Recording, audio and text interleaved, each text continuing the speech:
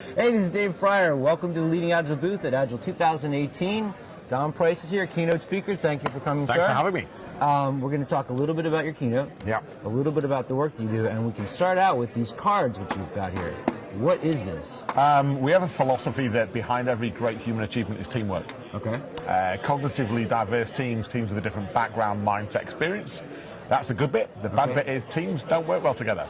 Okay. Like if you think about when you work by yourself, it's really bloody easy because you don't have a lot more done. The thing is you miss that positive friction, the experience of collaboration by having a different mindset. Okay. And so as we've scaled it last year and we were working out how could we not get big, monolithic and slow, how can we have small, nimble, autonomous teams? And in doing that we created something which was our own playbook. And then about a year and a half ago we're like, hang on, why would we keep that to ourselves? If everyone else is struggling with this, why don't we share it with the world? Okay. So online and this pack is the Atlassian Team Playbook. It's the same version we use internally that we share with people free of charge externally. Two very simple concepts. Concept one, how do you put a mirror in front of a team to assess how healthy they are? Okay. Give them that self-awareness of going, here's the things we're good at, here's the things we're struggling at. Part two is once you've diagnosed that, what are the exercises you can do to build your mental muscle to be better as a team? A lot of this pays homage to Agile, but it's not a religion like Agile. It says Agile might sometimes work, design thinking might sometimes work, Lean might sometimes work. You know what? Sometimes invent your own thing that works. So what we're trying to say to companies and essentially teams is everyone's environment is different, it's unique. If you don't go through the effort of understanding what makes your environment, any solution you plug in will fail. Okay. And the same way that any tool you plug in, if you don't adapt it to your environment, is going to fail. Well, and almost doubly for tools. I mean, in the keynote yesterday, I explained, and this is not news to anyone, but a fool with a tool is still a fool. Actually, you've made them faster. See, the thing is, and it's not only funny, it's true and scary because at Atlassian our mission is to unleash the potential in every team. And we've realized that potential can go in two directions. Like if you're an idiot and I make you faster, that ain't cool, right? And so how do we understand the role of people, like that humanistic side, and also practices? Now practices is cool for Agile folk, but a lot of organizations don't understand the power of how do we evolve the way of working. All they want to do is add tools. They don't want to change their way of working. Buy a box of Agile. Buy a box, plug it in, right? And if you think about it, in the last 20 years, a lot of CIOs got given purse strings for the first time, and they went and bought SharePoint, right? And they were like, hey, we're collaborative now because we've got SharePoint. And you're like, you can put all those files in here and no one will ever find them, right? They're in there. And it's odd that, and slightly ironic, we never go back to the origins, right? We never go, you know what, when was collaboration really good? Caveman. Caveman was a great collaborator. There was no noise in Caveman Day, there was just signal. So how do we understand the art form? People call it soft skills, which drive me insane because they're not soft, they're really bloody hard. But how do we understand the softer side of self-awareness, emotional intelligence, how we communicate as humans, how we feel, how we work together? Because if we crack that, then we can do anything. Okay, so you're talking about this stuff and you work at it. How big and how fast did you guys grow? So we were just over 500 people when I joined 5 years ago. We're now about to tip 3,000. Okay, so that's a lot of growth. Yep. And you're talking about, not calling them soft skills, but things that a lot of people in business, they're not native. I mean, they don't automatically have this stuff. Yes. So how do you help them gain those tools, and especially such a large group of people? Yeah, I mean, for us, it was an interesting dynamic because we have a very intelligent workforce. They're exceptionally smart. There's not always a correlation between smart and self-awareness. Yes. Okay?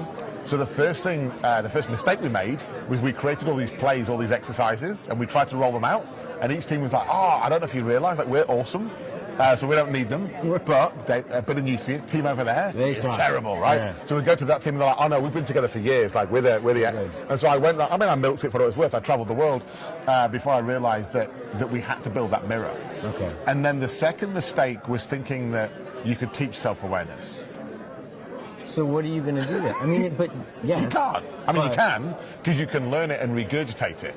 But actual self-awareness, the skill, is something you practice and do, something you show. It's hard enough to do that at an individual level, let alone with a group of 10 other people. Yeah, but this is where the simplicity of life becomes very powerful, right? So if you think about a health monitor exercise, when we're doing that with cards, no phones, no laptops, no technology, and you sit there, human to human. Right. We get the individuals to put their card down first and rate, and then discuss second. So whether you're an introvert or an extrovert, whether you're outgoing or it doesn't really matter. Everyone votes, then we speak.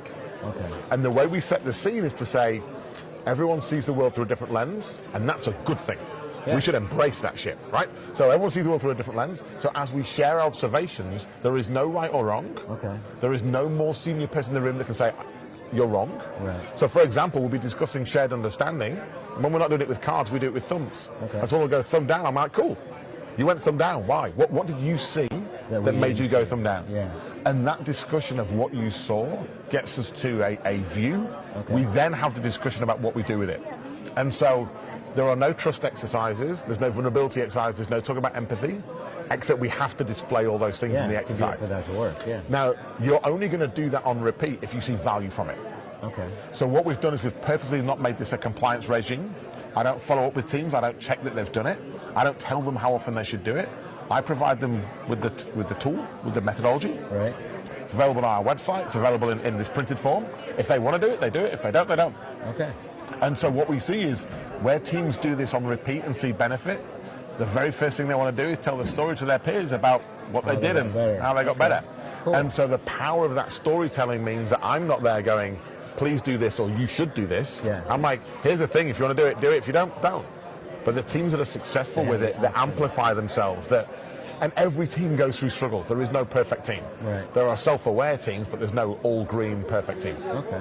And we do this at all levels. Our two co-founders, Scott and Mike, and our C-suite, we did a leadership health monitor with them. Wow. And then when we'd done it as an exercise, our president wrote a blog, shared it with the entire company, about the things that our senior leadership team struggle with, to go, we're not perfect either. That's cool. And that honesty and openness sets a trend that we all role model. Right? So yeah. role model, storytelling, it's kind of simple. It's a lot of work. Okay. But when you get it right, it's sticky. Yeah. And it's real and it's authentic. Cool. Can I switch gears? Please do. Okay.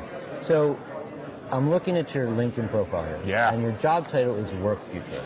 So I vaguely understand the job of the futurist, but I have no concept of how that would fit into Agile. Yeah. So it kind of does and it kind of doesn't. So let me tell you the way it doesn't first. I think that we've almost over-indexed on Agile as the solution and we've forgotten what problem we're solving. I totally agree. Okay? And because of that... The problem is we don't have the Agile. Yeah, so we just plug in the Agile and we're fine. Yeah. And because of that, we've got this myopic one-to-one relationship that I don't believe is real. Okay. So every problem can be solved with Agile. And that's not true. Right. And so as part of my futurist role, what I'm looking at is actually paying homage to the past. How can we understand the trends of the past? So one of them is, and this is huge for Agile, is the world used to change at a very slow rate. Right. Technology refresh cycle used to be slow. Innovation never existed. Collaboration wasn't a thing. If you ran a factory, your job was to be efficient. Mm-hmm. And if you were efficient, you stayed in business for a long time. Yeah. Survival was sufficient. Mm-hmm. If you look in the 1960s, if you were a Fortune 500 company, the average tenure was about 50 years. Now it's like months, right? Now it's months. Yeah. And so the rate of change, we've got a war for talent, borderless business, software in the world, competition is changing, the barriers to entry are lowering. That whole dynamic is creating exponential change. Yeah. So agility is one of many answers to that problem. Okay. My concern is that people are looking at agility as the answer, or agile as the answer, not agility sometimes, and not actually understanding the problem they're solving. Okay. And so as part of my futurist role is, as well as looking back, is saying, how can we see those trends altering? Right. How do we see the impact of robotics and automation? Okay. How do we see the impact of the fact that we're connected 24/7 and working hours kind of don't exist? Right. How do we handle the fact that work can be done from pretty much anywhere? So maybe the office environment, the idea of 9 to 5 doesn't exist, but nor does the office space. Yeah. The traditional office space exists. Yeah. How do we understand the gig economy and the impacts of that? Okay. Do we actually want a job for life anymore? Yeah. How do we understand the fact that most HR functions are set up to manage retention, and I've yet to meet a person that's in the same job they started in? So every HR function's failed. Do you think that that is just in technology, or people are jumping around? I see jumping around in many other industries, consulting, accounting, finance. There's a whole load. I think the thirst for knowledge, growth, change, challenge is altering. Okay. I think people's understanding of why they do work It's changing. You only have to go back a few generations. I had a really good chat with my parents when I was back in the UK recently. I was like, I feel ashamed saying this out loud, but I've got a confession. I like my job. Yeah. Like, I'm sorry. I actually really love what I do. And it's weird because I go back a couple of generations. I hated it. And not only did you hate it, you were supposed to hate it more. Yeah. Like, the worse your job, the more you could complain about it, the better the citizen you were. Yes. And I'm like, I'm really sorry for booking the trend, but I really like what I do. I think that's kind of endemic with this crowd. I mean, we're all blessed to work in the field. People work a lot because they love doing what they do. And I know I have friends at work, they have the separation.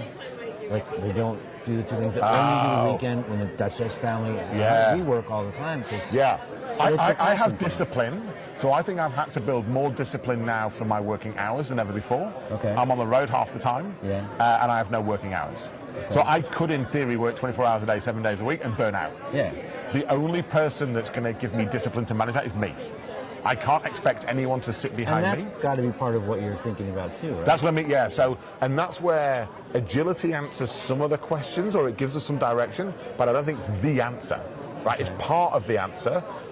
I want us to understand agility, nimbleness, adaptability is crucial, the speed of change. How do you separate agility and nimble? Because every place I go where they had a failed agile transformation, they start a new one and call it nimble transformation. Well, that's different. Renaming a project because it failed rather than killing it. Yeah. Right? That's a different feature. Yeah. For us, nimbleness is around awareness. Okay. And agility is around once we understand that, what do we do? Okay. What are we going to do with it? Because you can feel nimble, but you can move in a million directions. Yeah. What's the point? You're actually probably very confused. Okay. By combining the two, we're like, we need agility in our movement and nimbleness in our action. And then we've got to keep these big puppies on the side of your head. Yeah. You've got to keep those open and keep the eyes open. Okay. Because we can feel nimble internally. To achieve agility, we have to look outside the building. Okay. Because you have to have a purpose of what you're moving for. Yeah. Like nimble on the football field, if you don't know where the touchdown place is, that's not cool. Right?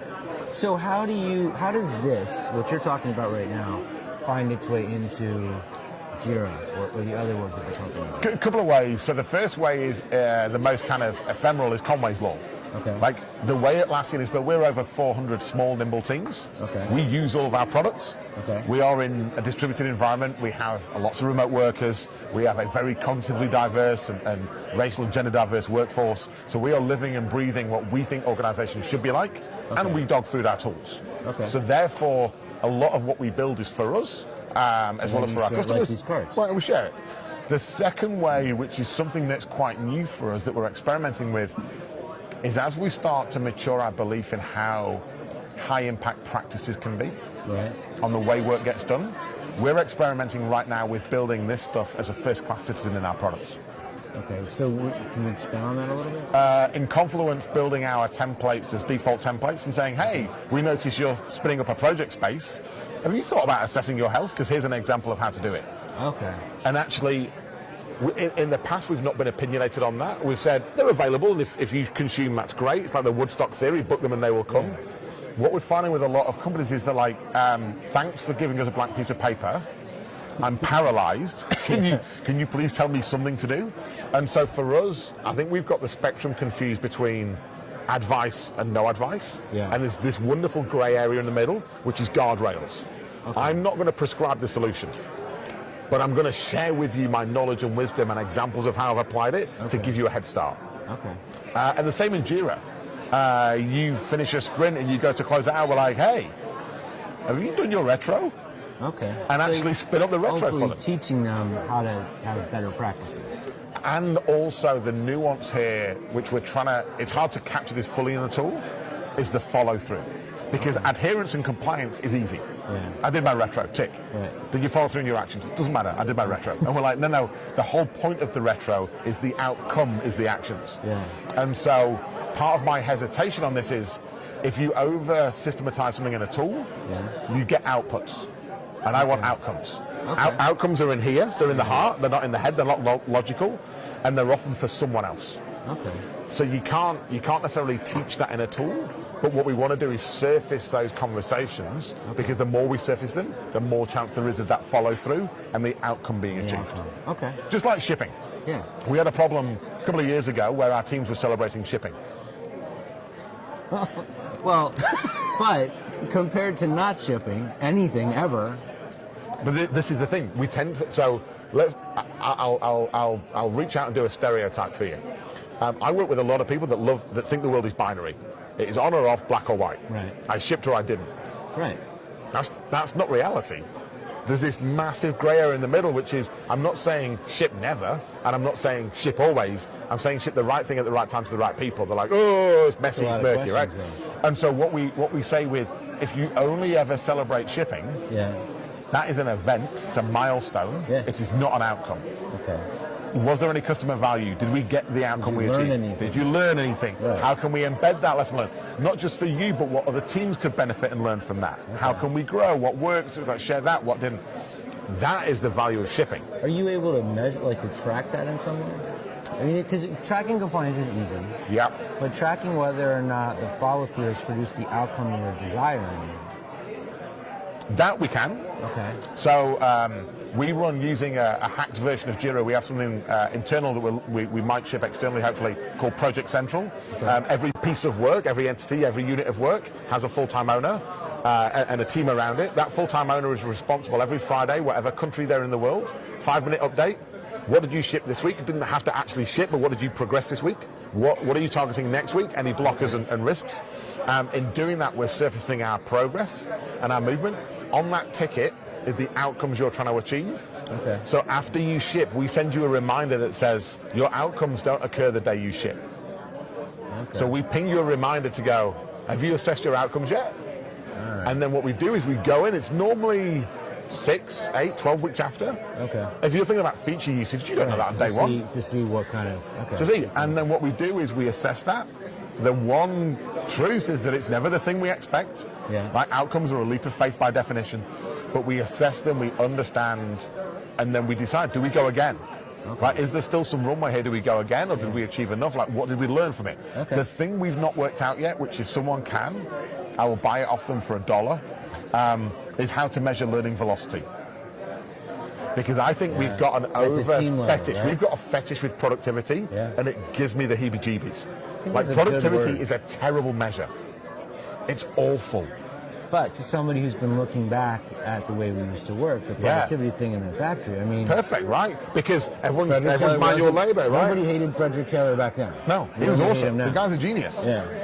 And actually, he was huge in his time and created some amazing modern day thinking. But in that environment, that's very different to this environment. And so, productivity for me is one of those things where I'm like, meh, impact I care about, or triple bottom line, quadruple bottom line. But actually, for us, what we're saying to our teams is, certainly when they're working on something that's uncertain and complex, the best thing you can do right now is increase your learning velocity. Okay. The faster you learn, the faster you apply, the faster you adapt, the quicker we get value to customers. Okay. I just don't know how to measure that thing. It's a feels. Interviewing Troy tomorrow morning. Well, Hopefully that there's some. I'm hoping to find some answers here. I don't think anyone's, from what I know, no one's solved it. There's some good thinking around it. Okay. But we're starting to look. The example I give, and this works a lot with kind of consulting or traditional finance type companies, accounting. Okay. The Frederick Taylor model said measure time and charge for time. Yeah. Law firms still do that, financial accounting, right? Consulting. Yeah. And I'm like, when you hire someone, do you ask them how many hours they've got in the day? And they're like, no, we look for curiosity and wisdom and smarts and creativity. I'm like, cool. Why don't you charge for any of those things? Because they're hard. Creativity would be a hard thing to measure. But when you think about, so one of our values is don't F the customer, right? Okay. When I talk to consulting, legal, law firm, whatever, and I'm like, do you agree with that? They're like, absolutely, yeah. Customer, forefront of what we do. I'm like, so why do you charge them for time then? What if you said to them, here's the value we think we can deliver to you, here's how much it's going to cost? I think there's places that do that. There are pockets that do that.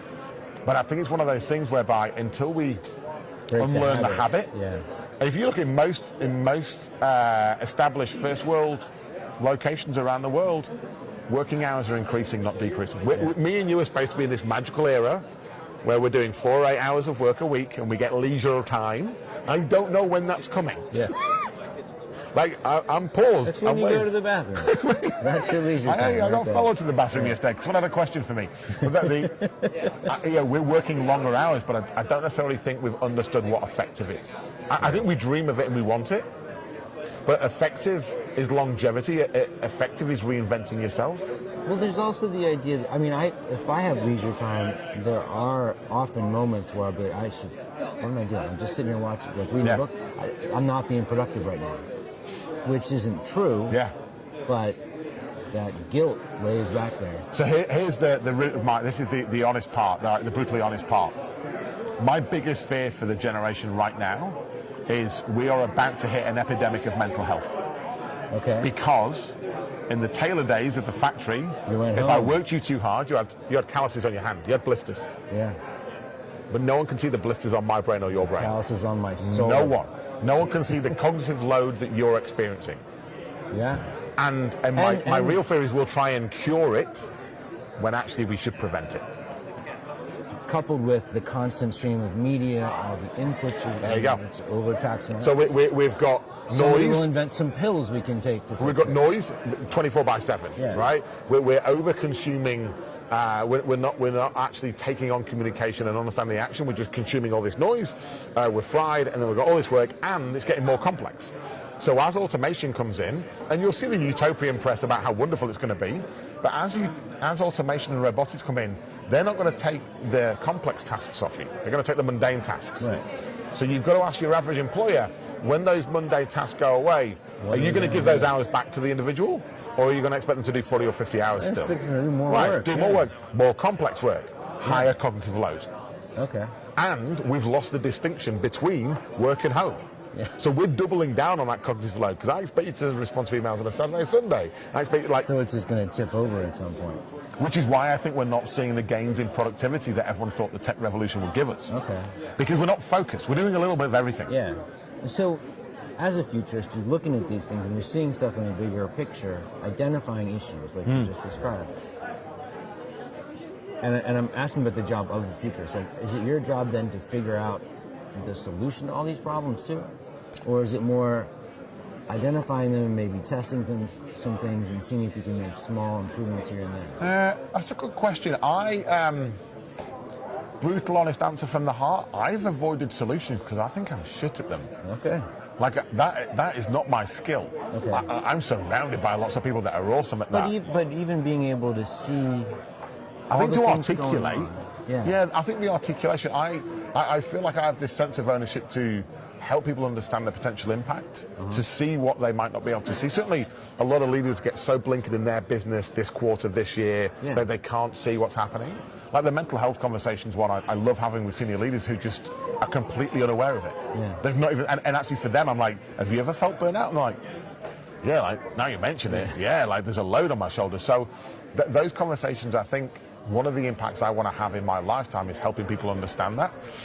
If I could solve it, that would be great. I don't think I can, but if I can get it in more people's hands, the wisdom of the crowd can solve it. And maybe it's in the same way that a lot of Agile practices are just going to show you what's broken. Yeah.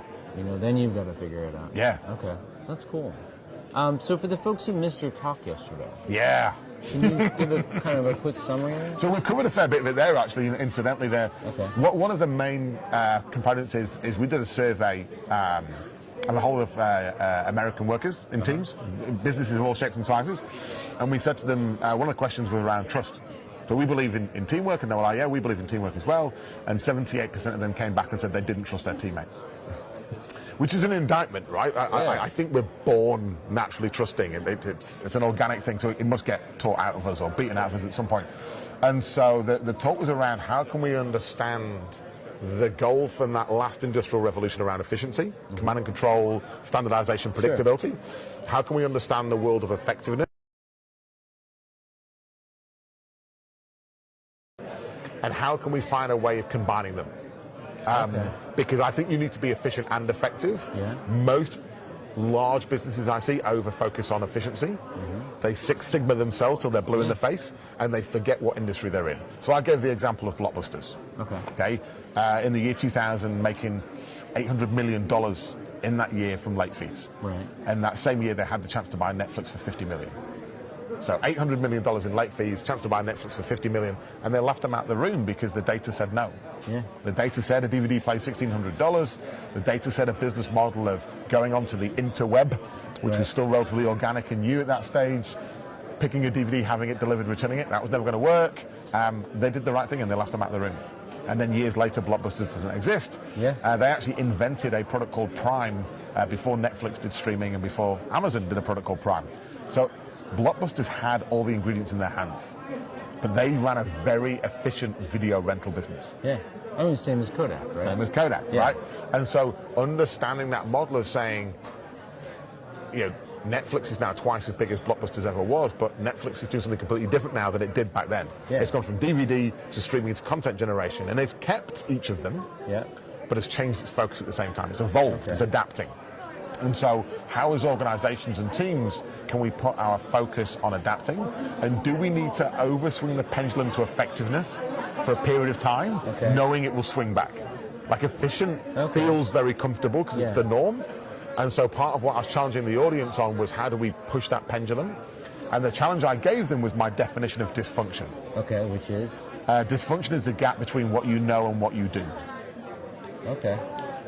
And that's going to be at an organizational level, at a personal level, at a team level? Yeah, my target on them yesterday was at a personal level, which was, you've got 5 days at this conference. Right.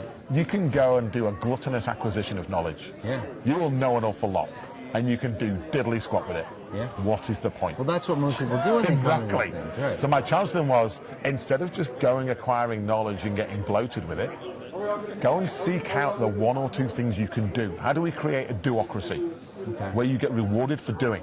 Okay. And I find it ironic that a set of practitioners who talk about experimentation and exploration, which they espouse to others, do not do that on themselves. Yeah, a lot of us don't do what we say we should do. No. And that's why that model of dysfunction works for me, because it forces me to go, hang on, am I doing that thing where I acquire knowledge and I don't do anything with it? I've read a book on healthy eating, but I had pizza for dinner last night. It was gorgeous, by the way. But like, how do I understand that dysfunction? And I think it's quite powerful for senior leaders and for teams. Yeah. Certainly senior leaders who are like, oh, we need to do an agile transformation. I'm like, cool, why? What for? So you have to be agile. Who have to be? Why? What for? Why? What for? It's in Harvard Business Review, man. Come And on. then eventually you get to the point where they don't know. And so I had a great sort of dysfunction conversation with a senior leader in the US, actually the other week. A largish, very established, historically successful company that is experiencing a shrinking market. Their lunch has been eaten from all over the place. And so I said to them, we had the why, the what for, and I was like, you know what? Here's a question. What are the sacred cows? What are the things you are not willing to give up? And then how do you give them up anyway? Yeah. And the list of things that they wouldn't give up was tiny. And I was like, right, why are you holding on to those things so tightly? Yeah. Because what they were saying they were willing to give up and the actions they were taking were very different. Like, we want to be agile, but we're not going to give up our 10-year plan. And that's back to the mirror thing, too. Yeah. So I was like, if you can't have that conversation, the messages you're conveying, the role modeling you're doing is so confusing to your entire organization. Wow. You've actually made it worse, not better. Okay. So for them, the challenge was what they'd settled on as this weird hybrid model. We had an honest evaluation. I'm like, you're only allowed to pick one word. Like, what's the most offensive, honest word you can pick to define this program? Right. And the COO nailed it. What was it? Mediocrity. He said, if we were to name this project, this program of work, honestly, it'd be called Project Mediocrity. Wow. He said, because we are gunning for average. Yeah. But that exists all over. I mean, education, everything. Everywhere. Well, and education's a killer for me. I was talking with a few government officials recently, and the challenge I gave them was, I said, for 21 years in the education system, a child is taught that talking to another child is cheating. And you join my organization, and I call that collaboration. Wow, yeah. 21 years. It's kind of very Lawrence Lessig of you. Yeah. I'm like, for 21 years, you punish them for that. And then we expect them to do it. Yeah. Wow. Right? I'm trying to, they started my organization, I want them to be curious and challenge. Yeah. And the education system said, no, you respect your elders and you don't challenge and you do as you're told. And you're like, I'm like, can we mix some of that up a bit? Can we get them to do some like But that team kind of stuff? goes back to the caveman thing. Like, I've noticed with young children, when I teach like Kanban to a bunch of Girl Scouts, they're self-organizing, they care for each other, they swarm on everything, and then they get out of school and we teach them not to do any of that stuff. Yeah. And then now we're agile, so you have to do that stuff again. So it's kind of So I saw a great lecture, a great talk recently where someone explained that all the business problems in the world have been solved either by nature, the military, or sports teams. Wow. And the nature example was fascinating because they're like, not only nature like bees and trees and stuff, Yeah. they were like, look at kids. So play was one of them. They were like, look at how kids play, how they learn and evolve, how they feel each other out, and then the self-organizing, how they do that, and you're like, wow. And then we get grown up. Yeah. And when we get grown up, we add all this structure to it. Yeah. Why? And I was like, I have no idea. Like, there is no good reason for that. Yeah, that doesn't make any sense, but it's deeply rooted. It's deeply rooted. Yeah. Cool. And that's why the other focus of yesterday's talk was around unlearning. Okay. Which I think for the Agile profession is the gift that can keep on giving. Okay. And it's a theory that a lot of Agile professionals have got very complacent because they are still selling the same story they've been selling for 17 years. Yeah. And making good money. Making good money, which is all fair. But what I was thinking was, imagine what could happen if you could find the thing to unlearn, the habit, the ritual, the thing that's not going to pay a dividend. Yeah. Unlearn that, free the space in the brain because we know the brain's full, and use the freedom, that space you've given yourself to try something new. Yeah. Go and explore, go and try something. Like, be courageous. Like, how can we ask others to be courageous if we're not willing to do it ourselves? So the unlearning aspect is saying, take something out before you add it in. That's cool. So I do the 4 L's. What did I do? It's like a retro on steroids for myself. Okay. Last quarter, what did I love? Okay. I should do more of it. We don't know how long life is, so I want to love it. Fuck it, why not? What did I long for and what did I loathe? Okay. I can only add in a longed for if I take out a loathed. Okay. And then what did I learn from the last quarter? That's from my last experiment. And how many people can I tell that to? That's the gift that keeps That's on giving. awesome. And it's a cycle. Cool. I do it with my team, I do it with myself, and we all share. Like, what did you love about the last quarter? What did you loathe? So last quarter, 3 quarters ago, I loathed the number of meetings I had, and I really longed to do more mentoring and coaching. I love it. Okay. So I deleted every single meeting in my calendar, sent a note, either add me back in because you need me, but what's my role? Be crystal clear. Yeah. Or you don't need me, I never want to see this meeting again. And then for half the meetings never came back. That's great. Removing a lot of waste from the system. Yeah. Cool. If people want to get in touch with you, what's the best way to do it? A couple of ways. So at Dom Price on LinkedIn and Twitter, if you want me directly. If you want to have a play with the playbook, the Atlassian playbook, so the AtlassianTeamPlaybook.com is our website. It's free. There's no sales pitch in there. You don't have to sign up for anything. It's got 3 health monitors. It's got 31 plays, DevOps, normal software teams, business teams, HR teams, project management teams, teams of all shapes, sizes, colors, and whatever. It's a great asset to have a play with. It is not a silver bullet, it's not a framework, and it will not solve all your problems. But if you adapt it to your environment, it will certainly help accelerate you along the way. Cool. Thanks, man. Thank you for your time. Enjoy Cheers. the rest of the conference. Thank you. Keep watching all week. We're going to be doing interviews till Thursday night.